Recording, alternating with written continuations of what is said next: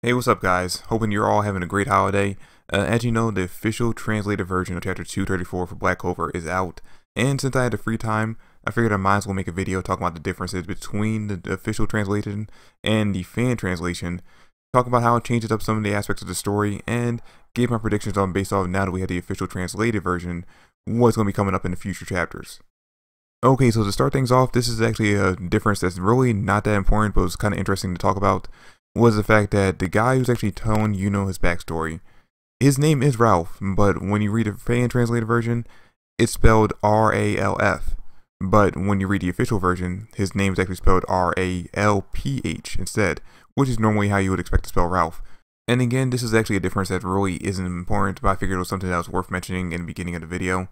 And then another thing that I'm not sure if it's really all that important, I guess you can argue either way, whether or not this difference is important to the story or not, is the fact that we actually do get official confirmation of what the names of Yuno's parents were. Now, I can't remember what the fan translated version said Yuno's father's name was, but in that version, it had said that Yuno's mother's name was actually Seal, which somewhat made a little bit of sense because when we got to see the picture of her in this chapter, we could see the resemblance between the two characters. And in chapter 233, it was mentioned that Yuno was a spitting image of his parent Seal. So it made a little bit of sense that that would be actually her name. But when we got the official translated version, we ended up finding out that no, Seal, just like it said in chapter 233, was actually the name of Yuno's father, while his mother's name was actually Lady Lois. Again, it's not really that important of a difference, I mean, sure, we have to have as much accurate information as possible when it comes to finding out Yuno's backstory, and since they are part of his backstory, you do want to have the accurate names, but at the same time, since they're both dead, or assumably dead, and we're not going to be getting them back in the story, we could have just gone off without even knowing what his parents' names were. Just the fact that they were the king and queen of the Spade Kingdom was enough. And really, the only interest that I got from reading that part of the chapter and finding out that Yuno's dad actually was Seal instead of his mom being Seal, was that since Yuno's mom looks so similar to Yuno when we saw her in the panel in this chapter, it makes me now wonder exactly what Yuno's dad looks like, since they said in the previous chapter that Yuno was a spitting image of him. We also end up finding out that Ralph's dad was actually the captain of the first division of the Mage Defense Force in the Spade Kingdom, which I guess we can all assume was pretty much the Spade Kingdom's version of the Magic Knights, which I guess would actually make Ralph's dad the equivalent of a Magic Knight captain over the Spade Kingdom, just how like Gaja and the other spirits over in the Heart Kingdom are the equivalents of Magic Knight captains. Which makes it even more interesting when you think about the fact that A, the Dark Triad was actually able to overpower him to the point where he had to flee with Yuno's life, and B, it brings into question, or actually brings into revelation, exactly how he was able to go through the Grand Magic Zone and make it to the make it into the Clover Kingdom in order to drop Yuno off in Hage Village. Even though it didn't end up costing him his life, assumedly at the end of the chapter or at the end of the flashback, it now makes a lot more sense how he was able to make that trip and protect Yuno from all the damage. And when actually speaking of Yuno, it's actually made, in my opinion, more clear in this official translated version of the chapter that he has no interest in becoming the next king of the Spade Kingdom and wants to continue living his life as Yuno of the Magic Knight of the Clover Kingdom. Just because in the fan translated version, it seemed like he was a little more hesitant, a little more confused about whether or not he actually should take on the role or if he should continue just being who he's been all this time. While in the official translated version, just based off the dialogue and the way it's presented, it seems like he's more inclined to stay as a Magic Knight of Clover Kingdom than he is willing to accept the fact that he should become the next king of the Spade Kingdom. Now, in the fan translated version that we all read on Friday, Zeno said that he was after someone who could use light magic, which made a lot of people in my comment section and a lot of fans actually assume that he was after Patry, who was somewhere hiding out in the Golden Dawn headquarters. In my video, I personally said that I thought he might be after one of the three characters that we got introduced to in the beginning of the chapter. Even though we already know that one of them was actually the Dice Mage user that we saw in the previous arc, still I figured that it would actually possibly be one of the characters that we saw in the beginning of the chapter instead, but there was still a very high possibility that the target was Patry.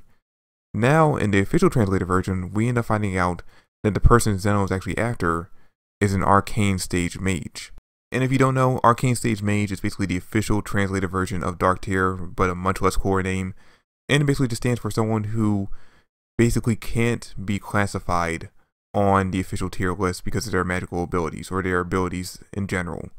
So someone like Asta and Nero, who both, despite the fact that Nero is tier level 6 and Asta actually falls under tier level 9, they have abilities that far exceed what their tier should be, and makes it pretty much impossible for them to be clarified or to be placed on the official tier list. I mean, now that we know that Zeno is actually after an Arcane stage mage, it makes it so much fucking harder to figure out exactly who his target is.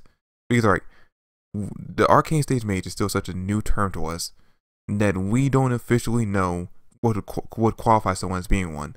Because I mean, the only two examples we have of one officially are, like I said, Asa and Nero. Someone who uses demonic powers and someone who has used forbidden magic. And as of right now, we don't actually know if those are the only two qualifiers of being an Arcane stage mage or becoming one, or it could just be someone who just grows so exceedingly strong just off of their own magical abilities that they far exceed a tier level 0 and just can't be qualified on the official tier list.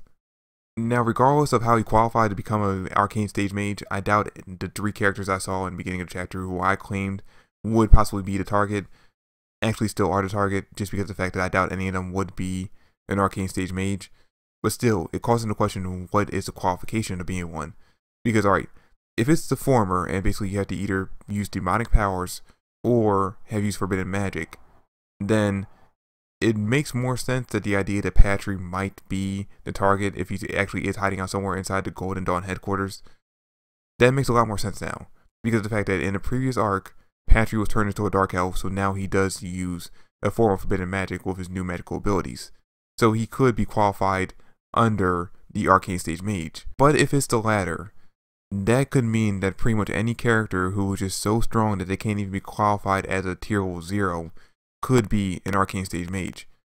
Which throws into question, alright, what do Yuno count as that? Because Yuno does have abilities that far exceed what he should be at its current tier level, because of the fact that he has his contract with Bell. But does having a contract with one of the spirits qualify you as being an Arcane stage mage? That's the question we have to ask. And unfortunately, we won't figure that out until, I want to say, either next chapter or possibly even the chapter after that, when we get officially the identification of who Zeno's target is. And you know what, now that I think about it, if Yuno does qualify as being an Arcane stage mage because of his contract with Bell, wouldn't that technically mean that Fugoyan and any other character who actually has a contract with one of the 4 great spirits could also be an Arcane stage mage? Now, that being said, we haven't seen Fugoyan have the same level of growth from his original magical ability from before he got Salamander to what he was able to do after he got Salamander, in the same way that we saw with Yuno, where we saw a big jump in what Yuno could do before he got Bell to what he could do after he got contracted with her. But still, who's to say that during this half-year time skip, he didn't learn the same level, or didn't have the same level of advancement that Yuno did, now that he's actually working alongside Salamander. But anyway, guys, that's it for the video. Like I said, I just wanted to go over quickly the differences between the 2 translated versions of the chapter, and talk about how the official translated version kind of changes the story in somewhat, and give my quick predictions on it, which I guess I really never did give my predictions on what's going to happen. Alright, I'm just going to quickly go over that real quick. I predict in the next chapter, or the next 2 chapters, we're going to find out that, if I had to guess, I'd say that Yuno actually is the target that Zeno's after, but they don't know yet that he's actually the Prince of the Space Kingdom. But once they actually come in contact with him, they will find out. And that'll actually play more into the idea of going to war with the Space Kingdom, since this would fit with the idea that Yuno would be getting revenge on his family and taking back his rightful place as being the prince. But that's it for the video, guys. That's all my predictions are for right now. Maybe if I have more predictions, I'll make another video later on. But that's it for now. Thanks for watching. I hope you enjoyed. If you did, drop me a like, subscribe to the channel. I would greatly appreciate it. Comment down below your thoughts and theories, and I'll see you guys hopefully Friday. Hopefully that's when the next chapter comes out. But yeah,